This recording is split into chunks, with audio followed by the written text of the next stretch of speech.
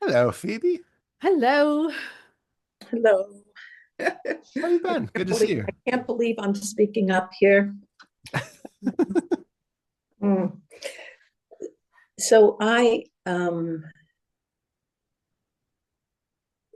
so anyway, I'm just had a wonderful weekend, but uh, stirred up a lot. I Mm. was in Washington, D.C. for the march yesterday. Oh, So I was amazing. walking Thank across the you. mall.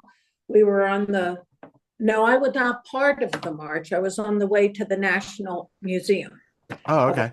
so um, but I was with my oldest nephew, and he Sunday night he was asking me about what had happened in our childhood because he's the next generation, and they were raised without sort of their parents disclosing any information. We really didn't share much with our children, certainly until they were adults. Like I told my children um, that I'd been molested as a child, and that didn't shock my son. What shocked him was that I was bulimic for 24 years. He was really shocked by that. But anyway, Shane wanted to know, like, what happened, like, he's trying to hear from each of the aunts and uncles now. What was your reality when you were a child? Because this is what I've heard from this aunt and my mother. And while I was talking to him, I mean, I did cry. I was, tears poured down my face, and I was like, yeah, it's sad. But I told him about my dad and how I made peace with my father just before he died, like 9 months before he died. I had this healing with him. And it really touched Shane and his wife, and they got tears in their eyes. And this is about a person Shane's been demonizing for years now because of what he did. Yeah. And I thought I was okay. I thought I was okay. But when I went up to go to bed, I had this blinding pain behind my left eye. Yeah. And I thought, what is this? And I thought, this is grief. This Yeah. is, oh God, I could just cry forever. Just Yeah. cry forever. And so what I did was I took that little girl and I said, I'm here. I'm here. Yeah. And you cry. You go ahead and you cry. And then I fell asleep. I mean, it was amazing. I fell asleep. Well done. Yeah. But then when I came home yesterday evening, my partner drove down to Philadelphia and picked me up at the train station and brought me home. And I knew he wanted to have sex because John loves me. He loves me and he loves having sex with me. And sex is great, man. We have rediscovered sex in our 60s. I mean, it's Oh, that's unbelievable. amazing. It is unbelievable. And honestly, it's the best sex I've ever had in my life. I mean, That's wonderful. it's amazing. So, but I was feeling so raw and vulnerable Mm. that I was just like, I can't. Mm. Do not touch me tonight. Mm.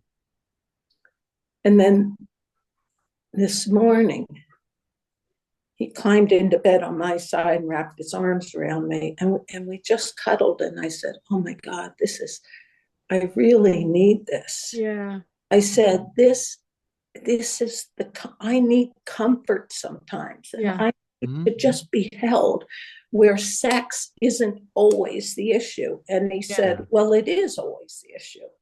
And I said, well, that's why I don't want you to touch me. Yeah. Because when I'm feeling vulnerable or really raw, sex is is an invasion on top of that. Mm. And it's not good for me. And so that's why I don't want you to touch me. And then I felt badly because he really does love me. And he really does listen to my cues. So what happened was he went off to work, and mid-morning he called me and he touch base, and he said, you know, so I don't know what you're going through. And sometimes it feels like you're never going to want sex and you don't initiate. So, and then you don't talk to me. You don't tell me where you are. So I said, it's a very good point. So those are, I know, Frankie, but I am okay, Frankie. I'm okay. So that helps, but I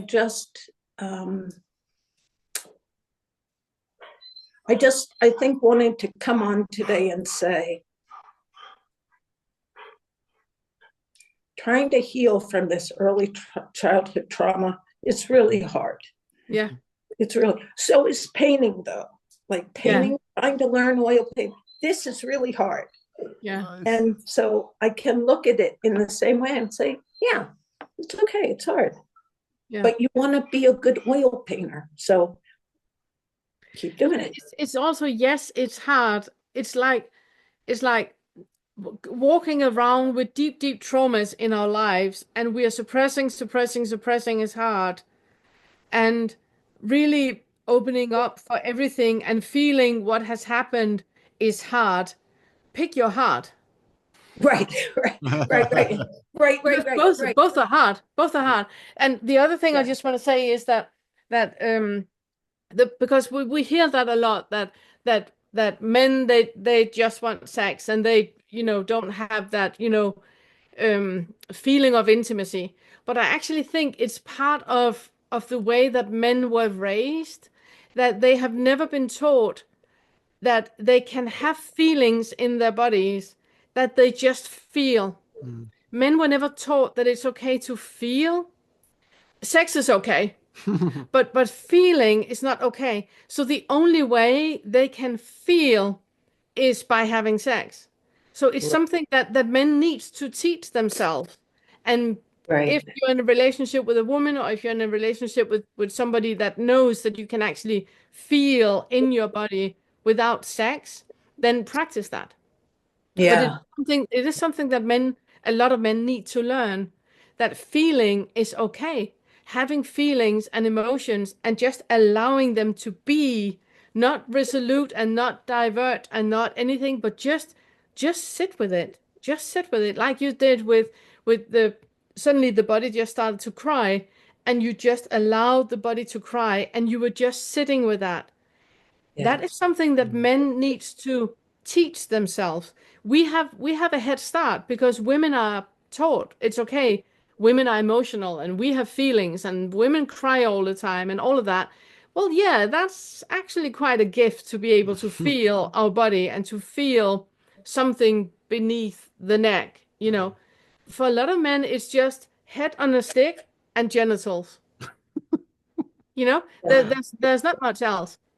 So yeah. Yeah, no, please keep going. No. I just had a follow-up question. I was completely No. So I think that is one of the things that it's a teaching moment for John. It's a teaching moment for him, that you say, I don't feel like sex, but please hold me, please caress me, and you can get hard if you want to. We're not having sex. I want all the love, your toes snuggling my toes. I want your fingers snuggling my fingers. I want your arms around me. I want to feel the hair on your arms and the warmth from your body, and you can get hard if you want to. We're not having sex. So he can practice too how it feels to have a body, how it feels to be physically connected with another person without, genitals. There's nothing wrong with sex at all. I hope all of you hear what I'm saying. Yeah. That's, it was, like I was really proud of myself saying to him this morning, yeah, you're right. I will really look at initiating. Like Yeah. I will really start looking at, me Yeah, in this. and also if you have experienced sexual molestation, it's really important on that this also goes out for anyone who has experienced rape or anything like that. It's really important to remember that that was not sex. Mm. That was not Right, sex. right, What you're right. experiencing with your husband, that's sex, or with your boyfriend, Yeah. that's sex. But when you are with consent going into having sex and snuggling and yeah, sex and genitals and whatever you want to do, all of that, that is a choice. That is something you do with consent and that you go into, and Yeah. that you can practice to initiate. But again, it's you feeling your body, and where there's not a focus on the genitals but on the physical experience with a hand touching a hand. So it's that intimacy, that you're opening up to, feeling with your body, with your physical body, how it feels to be intimate with another body.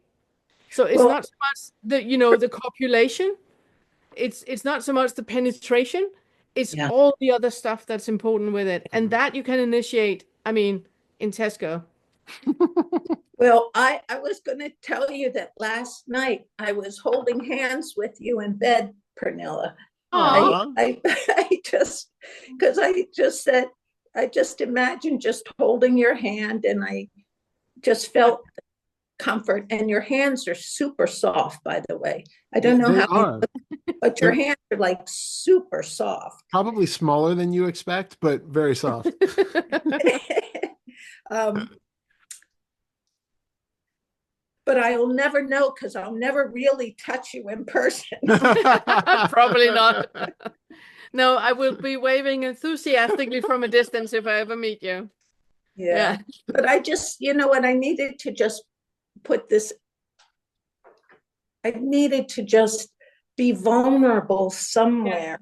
Yeah. Thank you for that. And thank you for that. And you're welcome. I'm happy to hold hands whenever, and that goes for everybody here. I'm happy to hold hands virtually in your mind whenever. Yeah, absolutely. Yeah. Wonderful. I just Yeah, had you to had kind of, something well, it to was add. just a follow-up question for as far as John, based on what you were talking about. Does he only equate physical contact with sex? Yes. So if we're not in the bedroom, I'm not allowed to touch him, because if I touch his arm in the kitchen, he gets hard. If I touch him at all. But what's the problem? I mean, that just because he gets hard doesn't mean that he has to use it. He can just be hard. No, he's like, don't do that. Don't do that, because I'm trying, it's not the time for that. Like right now, I'm trying to focus on whatever he's focusing on, doing dishes or whatever. But that's I'm sorry. Yeah, I'm interrupting your point. That's okay. I'm interrupting your point. Go ahead. You're No, but So but he associates touch. And I was trying to cuddle with him on the couch while we watched TV, just to get him used to touch without sex, like just kind of. but you need to, and he needs to allow the body to react the way the body reacts. Just like we are allowing tears just to come, we also have to allow an erection. It's fine. It's fine. It's just like if you smell a lemon, you salivate. exactly. It's fine. Okay. It's fine. I mean, he touches you and he gets an erection. It's fine. There's nothing wrong with that at all. It's just an erection. Right. So Right. it's about But he needs to learn that it's perfectly fine to be erect and also do the dishes. And you can do that something else at the same time. That it doesn't have to take 100% of your focus now. Like he's not it's tough because he's not here, obviously. It would be great to have a session where we could, dive into all of these things with him, and he would die. Of course. But I think that's the thing, is he has to find a way that he's comfortable with to recognize that that a biological reaction in the body doesn't mean what he thinks it means. It doesn't mean It anything. doesn't exactly. He's taking it that because he gets an erection, he is like sexually involved with something, and that's why, it's not the right place. I'm in the kitchen, I'm trying to make dinner, it's not the right time or place. Like you said, if he smelled a lemon and his mouth salivated, he wouldn't have that same kind of hook into it that like, Dang oh, it, woman, I'm yeah, salivating in the living room. I'm only exactly. supposed to salivate in the kitchen. Exactly. Yeah. So there's something built into it that he's putting on it that's not really there. And Yeah. for him to realize that, I think also, hopefully with time, maybe he'll learn that he can get something else out of that physical contact that's not purely sexual, that he does probably, hopefully, get some sort of a comfort element or um, something where there is just, I mean, it's okay. Weird questions are popping up, but it's like, well, I mean, for a lot of guys, I think probably a lot of women too, but I know I can only speak from the male perspective on this. Any physical contact at times can be, well, because erections happen with not just with sexual contact, but with relaxation. Like many teenagers, we like you, a teenage boy having Show a mango to a teenage yeah, boy. I mean, exactly. I mean, just, seriously. but it's like riding on the school bus on the way to school, and it's like the vibration of the bus, and you've got an erection. Like, no, sitting in the back of the class, and it just pops up. Like, these things happen spontaneously. I think a lot of us learn in, back then Yeah, that to it does, suppress. yeah, and also like, you know, it's difficult also because we can take all different things from it, but like just being relaxed, it can happen. Being in having like a moment of personal Closeness. intimacy or non-sexual intimacy with somebody can still trigger it. And it can be confusing if you're really not in touch with what's going on in the body, what's going on in your emotions, and you've just associated that sexual stimulation or arousal, I mean sexual arousal equals um, I'm sexually stimulated and about to engage in something, Yeah. as opposed to just it's the body's natural response to relaxation and closeness, and it just happens. Yeah. And Yeah. Erection doesn't mean intercourse. exactly, it's Yeah. just like it's like a yawn, Yeah. like It it's doesn't just mean you have to it go to doesn't mean you bed. have to go to sleep just because you yawned. It's a biological reaction to a certain moment, to a certain thing, Mm, and it would be really helpful for him to decouple that, mm. to recognize that, like, what does he get out of just holding you and rubbing your arm that isn't below the waist? Like, where else does he feel this? Yeah, and also What, allow to become erect when he's just right. caressing you. Well, So exactly. can that happen? Can those two be in the same space where intercourse is Yeah. not the thing? It's That's exactly what you say. yeah, Just that's what I mean. It's yeah. like that whatever happens below the waist happens below the waist, but what else does he feel? Making him more aware of like, okay, so that's going on, but actually up here, I just kind of feel like this warmth in my chest, and I feel a little like urge to snuggle closer. Like, what else is going on there that's not just that? Mm. Now I Yeah. can smell your smell is changing. Yeah, yeah, So just really becoming aware of all the senses when he's with you, all five senses when he's with you, where erection can happen or yeah. not happen, it's irrelevant. It's a different way of experiencing being close to you. And that would That, also it would also make you feel more safe in Yeah. initiating because you could initiate physical contact all the time if you know that you don't have to take the next like 30 minutes out of the program. But yeah. Also, sorry, there's one other yeah. thing too that I think uh this might be seen as a negative, but his, we can also get kind of conditioned to where uh, if every time you touch him, it leads to an erection, and then it leads to sex. That doesn't leave the option open for non-sexual touch. Mm. Whereas the more he gets used to having physical contact without it leading to sex, the It creates a more freedom. Yeah. Yeah. yeah, Yeah. the Yeah. more Yeah. to where he probably won't get an erection every time he touches your arm or you touch his arm, because it's like, okay, this doesn't necessarily mean that thing that I thought it was. I had a connection there to it. There was that Pavlovian response that a touch on my arm means sex. So yeah. So now it's like a ring touch a on the bell and arm. erection happens. Exactly. Yeah. But now a touch on the arm is just a touch on the arm. You know, I want to share something with you that is so huge, and it's really indicative of how our relationship has changed. But within the last 2 weeks, he said to me, you know, sometimes when we made love because we've been together over 5 years now. So he's talking like 4 and 3 years, a year or two ago and longer. He said, after we'd have sex, I just needed distance from you. And what I said to him was, well, it may have been because I was so clingy afterwards and needing your approval, looking for your approval, needing your approval. And now I just don't care. I just wonderful. That's wonderful. You know, but it's also going to create a different dimension of the relationship, that there's no clinginess or no seeking for approval or anything. That can only happen within that time frame of sex intercourse happening. But that can happen at any point during the day, because there's no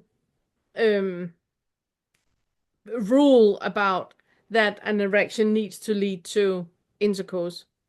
You know what I mean? So you can go and snuggle and give a hug and touch his arm and all of that, and he looks at you and smile, and you feel all fluttery and happy, and then you go back to work or something like that. You know, that there's a bigger freedom in your relationship when whatever is arising right now is allowed to arise. Yeah. Thank you so much for this. Thank you so much. Thank you for sharing. Yeah, thank you so much for sharing. Wonderful. Yeah. Thank you. And Orlana said this conversation is so juicy and relevant for us. Yeah, I Thank really you for think bringing it it up, is. because Yeah. we don't really talk about sex enough. No, I actually think that it's funny that talking about sex is something we rarely do in the awakening community. No. It's like something that it's just not on the table. We're not talking about it. It's a bit weird. We talked about that in Discord as well. We're actually talking a lot about not talking about sex. Okay.